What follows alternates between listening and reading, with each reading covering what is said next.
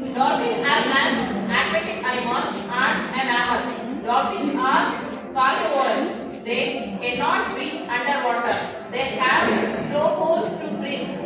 They are very friendly towards human beings. ಇದು dolphin ವಿಶೇಷತೆ. ನಮ್ಮ ಕೋಪ ಎಷ್ಟೊತ್ತಿರಬೇಕು ಏನಿರಬೇಕು ಅನ್ನೋದನ್ನ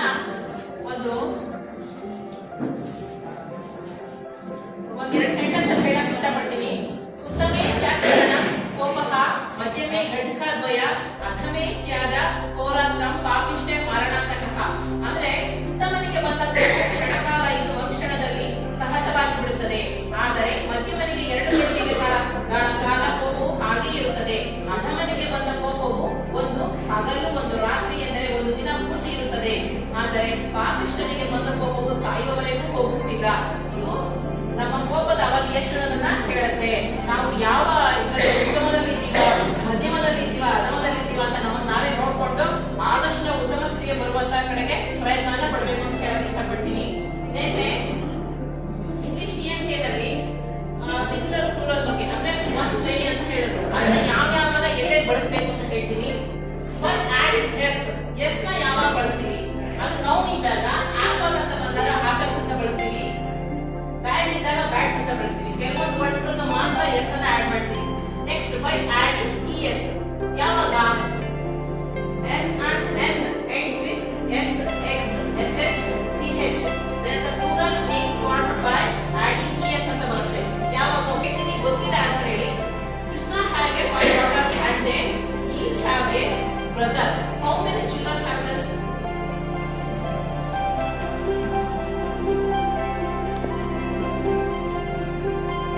What 4 days of a week starts with the letter T? Saturday, today, tomorrow, Tuesday, Thursday.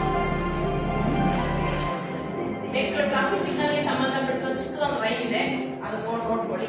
Next ಮುಂದಿನ ಇದನ್ನ ಚೈತ್ರ ಬೆಳೆಸ್ಕೊಳ್ತಾರೆ. ಇದು ನಾವು ನಲಿಕಲಿಗೆ ಬೇಕಾದಂತ ನಮಗೆ ಡೈರೆಕ್ಟ್ ಮೇಡಮ್ ಬಂದಿದ್ರಲ್ವಾ, ಅವ್ರು ಹೇಳ್ತಿದ್ರು ನಲಿಕಲಿ ಏನೇನಿರುತ್ತೆ ಹೇಳಿ. ಸೊ ಅದಕ್ಕೆ ಸಂಬಂಧ ನಲಿಕಲಿ ತರಗತಿ ಕೊನೆಯಲ್ಲಿ ಏನೇನಿರುತ್ತೆ ಎಲ್ಲ ಮಾಡಿದ್ರೆ ಸ್ವಲ್ಪ ಒಂದು ಹೈಲೈಟ್. ನಲಿಕಲಿ ಚಪ್ಪರ ಮಾಡಿದೀವಿ ಒಂದು, ಮತ್ತೆ ದಿನಚರಿ ಶಿಕ್ಷಕರ ದಿನಚರಿ ಹೇಗಿರ್ಬೇಕು ಅಂತ ದಿನಚರಿ ಮಾಡೆಲ್ ಒಂದು ಮಾಡಿದ್ವಿ. ಮತ್ತೆ ನಲಿಕಲಿ ಬ್ಯಾಗ್ ಕಾರ್ಡ್ಸ್ ಇರುವಂತ ಬ್ಯಾಗ್ ಒಂದು ಮಾಡಿದ್ವಿ, ಇದು ನಲಿಕಲಿಗೆ ಸಂಬಂಧಿಸಿರೋದು.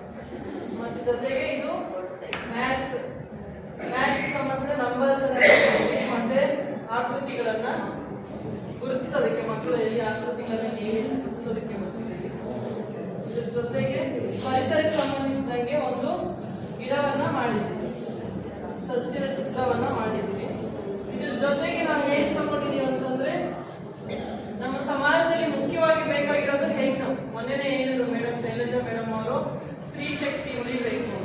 ಸೊ ಹಾಗಾಗಿ ಸ್ತ್ರೀ ಶಕ್ತಿಗೆ ಸಂಬಂಧಿಸಿದಂಗೆ ಪೋಕ್ಸೋ ಕಾಯ್ದೆ ಬಗ್ಗೆ ನಾವು ಎಷ್ಟೊಂದರಿಗೆ ನಾವಿನ್ನ ಅವೇರ್ನೆಸ್ ಮೂಡಿಸಬೇಕಾಗಿದೆ. ಮಕ್ಕಳಿಗಾಗಿರ್ಬೋದು, ದೊಡ್ಡವರಿಗಾಗಿರ್ಬೋದು, ಜೆಂಟ್ಸ್ಗಾಗಿರ್ಬೋದು. ನಾವು ಪೋಕ್ಸೋ ಕಾಯ್ದೆ ಬಗ್ಗೆ ಮತ್ತೆ ಮಕ್ಕಳ ಹಕ್ಕುಗಳ ಬಗ್ಗೆ ನಾವು ಅದನ್ನ ಅವ್ರಿಗಿನ್ನ ಅರಿವು ಮೂಡಿಸಬೇಕಾಗಿದೆ. ಸೊ ನಾವೆಲ್ಲ ಶಿಕ್ಷಕರಾಗಿ ಸ್ವಲ್ಪ ಅದ್ರ ಬಗ್ಗೆ ಹೆಚ್ಚು ಗಮನ ಕೊಟ್ಟು ಮಕ್ಕಳ ಸಂರಕ್ಷಣೆ ಸುರಕ್ಷತೆ ಬಗ್ಗೆ ಸ್ವಲ್ಪ ಹೆಚ್ಚು ಕಾಳಜಿನ ತಗೋಬೇಕು ಅಂತ ಅದನ್ನು ಬರ್ತಿದ್ದೀವಿ. ಜೊತೆಗೆ ಇಲ್ಲಿ ಮಹಿಳಾ ಸಾಧನೆಯ ಬಗ್ಗೆ ಬರ್ತಿದ್ದೀವಿ. ಈಗ 4ನೇ ದಿನದಿಂದ ಒಂದು ನ್ಯೂಸ್ ಬಂತು, ಸಮೈರಾ ಹುಲ್ಲೂರು 18 ವರ್ಷಕ್ಕೆ ಪೈಲಟ್ ಆಗಿದ್ದಾರೆ. ಅವರು ರಕ್ತದಾನ ಎಂಬುದು ಮಹಾದಾನ. ರಕ್ತದಾನ ಮಾಡಬೇಕಾದ್ರೆ ಒಬ್ಬ ಆರೋಗ್ಯವಂತ ವ್ಯಕ್ತಿ 18 ವರ್ಷದಿಂದ 65 ವರ್ಷದ ಒಳಗಿನ ಎಲ್ಲರೂ ಕೂಡ ರಕ್ತದಾನ ಮಾಡಬಹುದು. ಅವರು ಮ್ಯಾಕ್ಸಿಮಮ್ 45 kg ಇರಬೇಕು. ಅದರೊಳಗೆ ಮತ್ತೆ ಅವರು ಹಿಮೋಗ್ಲೋಬಿನ್ 12.5. 18 ವರ್ಷದಿಂದ 65 ವರ್ಷದೊಳಗಿರೋ ಅಂತ ಎಲ್ಲರೂ ಕೂಡ ಮಾಡ್ಬೋದು. ಹಾಗಾಗಿ ರಕ್ತದಾನವನ್ನು ಎಲ್ಲರೂ ಮಾಡಬೇಕು. ಹಾಗೇನೆ ಈ ಸಹಾಯವಾಣಿ ಅಂದ್ರೆ ಇವಾಗ ಮಕ್ಕಳು ಮತ್ತೆ ಶಾಲೆ ಬಿಟ್ಟಂತ ಮಕ್ಕಳು, ಭಿಕ್ಷಾಟನೆ ಮಾಡ್ತಿರೋಂಥ ಮಕ್ಕಳು, ಬಾಲಕಾರ್ಮಿಕ ಮಕ್ಕಳು, ಬಾಲ್ಯ ವಿವಾಹ ಮಾಡ್ತಿರೋಂಥ ಮಕ್ಕಳು ನಿಮಗೆ ನಮ್ಮ ಸಮಾಜದಲ್ಲಿ ಕಂಡು ಬಂದ್ರೆ ಸಹಾಯವಾಣಿ 1098 ಅಥವಾ 112ಕ್ಕೆ ಕರೆ ಮಾಡಿದ್ರೆ ಜನಗಳಿಗೆ ನಮ್ಮ ಸಮಾಜದ ತಿಳುವಳಿಕೆ ಕೊಟ್ರೆ ಅವರು ಇಂಥ ಮಕ್ಕಳು ಅಥವಾ ಸಿಕ್ಕಿದ್ರೆ ಅವ್ರ ಶಾಲೆಗೆ ಸೇರಿಸುವಂತ ಕೆಲಸ ಆಗುತ್ತೆ ಅಂತ ನಾವು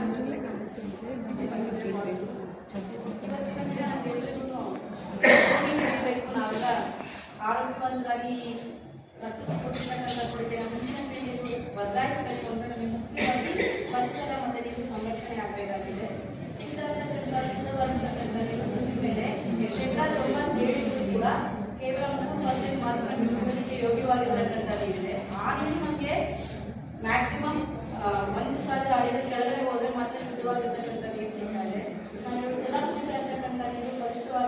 ಫೇಲಿಯರ್ ಆಗಿದೆ. ಅದಕ್ಕೆ ನಾವೆಲ್ಲ ಮನೆಯಲ್ಲಿ ಆಡುಗಳನ್ನ ಇಟ್ಕೊಂಡು ಅದನ್ನು ಟ್ರೈನಿಂಗ್ ಮಾಡ್ಕೊತಾ ಬಿಡ್ತೀವಿ. ಅಂದರೆ ಆಡಿನ ಮಿನರಲ್ಸ್ನ ಆಡ್ ಮಾಡ್ಕೊತಾ ಬಿಡ್ತಾ ಇದ್ದೀವಿ. ಆದರೆ ಪರಿಸರ ಹಾಗೆ ಉಳಿಬೇಕು. ನಮ್ಮ ಮುಂದಿನ ಪೀಳಿಗೆಗೂ ನಾವು ಇದನ್ನ ಹಾಗೆ ವರ್ಗಾಯಿಸಬೇಕು ಅಂದರೆ ನಮ್ಮ ಪರಿಸರವನ್ನು, ನೀರನ್ನು ತುಂಬ ಜಾಗರೂಕವಾಗಿ ಕಾಪಾಡಿಕೊಳ್ಬೇಕು, ಸಂರಕ್ಷಣೆ ಮಾಡಬೇಕು. ನಾವು ವೃತ್ತಿಯನ್ನು ಇಟ್ಕೊಂಡು ಮತ್ತೆ ಎಲ್ಲ ಮನೆ ಕಟ್ಟೋರು ಸಹ ಮಳೆ ಅಳವಡಿಸ್ಕೊಂಡ್ರೆ ವಾಟರ್ನ ಸೇವ್ ಮಾಡಬೇಕು ಮತ್ತು ಅಂತರ್ಜಲವನ್ನು ವೃದ್ಧಿಸಬೇಕು ಅನ್ನೋದು ನಮ್ಮ ಆಸೆ ಆಗಿದೆ. ಒಬ್ಬ ಗ್ರಾಹಕಿ ಇರ್ತಾಳೆ, ಮೊಬೈಲ್ ಗ್ರಾಹಕಿ ಫೋನ್ ಮಾಡ್ತಾರೆ ಇಂಟರ್ನೆಟ್ ಆಫೀಸ್ಗೆ, ಸರ್ ನಂದೇನೋ 3 ದಿನದಿಂದ ಇಂಟರ್ನೆಟ್ ವರ್ಕ್ ಆಗ್ತಾ ಇಲ್ಲ ನೋಡಿ, ನಾನೇನ್ ಮಾಡಿ ಈಗ ಅಂತ. ಆಗ ಅವನು ಹೇಳ್ತಾರೆ, ಮೇಡಮ್ ಅವರೇ ಮನೆಗೆ ನನ್ನ ಕೆಲಸ ಇದೆ ಸ್ವಲ್ಪ ಮಾಡಿ ಅಂತ.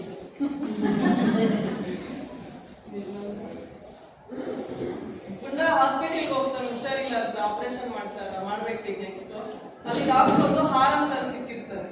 ಆಗ ಗುಂಡನಿಗೆ ಆಶ್ಚರ್ಯ ಆಗುತ್ತೆ, ಏನ್ ಡಾಕ್ಟ್ರೆ ಹಾರ ಏನಕ್ಕೆ ಆಪರೇಷನ್ ಮಾಡಕ್ಕೆ? ಆಗ ಅವನು ಹೇಳ್ತಾನೆ, ನೋಡಪ್ಪ ಇದು ನಂದು ಫಸ್ಟ್ ಆಪರೇಷನ್, ಈ ಆಪರೇಷನ್ ಏನಾದ್ರು ಸಕ್ಸಸ್ ಆದ್ರೆ ಆ ಹಾರ ನನಗೆ, ಫೇಲ್ಯೂರ್ ಆದ್ರೆ ಆ ಹಾರ